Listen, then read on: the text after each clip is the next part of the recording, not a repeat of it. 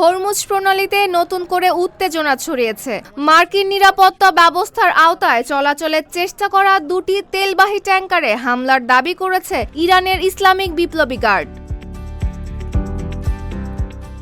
শুক্রবার ইরানের পক্ষ থেকে জানানো হয়, জাহাজ দুটি তাদের নির্দেশনা অমান্য করে হরমুজ প্রণালী অতিক্রমের চেষ্টা করায় সেগুলোকে লক্ষ্য করে হামলা চালানো হয়। হামলার পর দুটি জাহাজই থেমে যায়। একই সঙ্গে আরও 4টি তেলবাহী জাহাজ দ্রুত গতিপথ পরিবর্তন করে আগের অবস্থানে ফিরে যায় বলেও দাবি করেছে তারা। AKS অর্জন করল গিনেস ওয়ার্ল্ড রেকর্ডস। AKS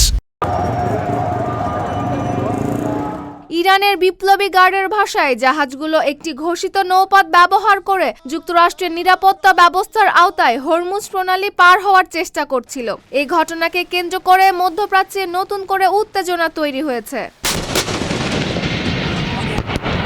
এদিকে হরমুজ প্রণালীকে ঘিরে চলমান সংকটের মধ্যে মার্কিন প্রেসিডেন্ট ডোনাল্ড ট্রাম্প মন্ত্রিসভার সদস্যদের সঙ্গে জরুরি বৈঠকে বসছেন। বৈঠকে যুদ্ধ পরিস্থিতি এবং এর কারণে বৈশ্বিক পণ্যমূল্যের ওপর প্রভাব নিয়ে আলোচনা হওয়ার কথা রয়েছে।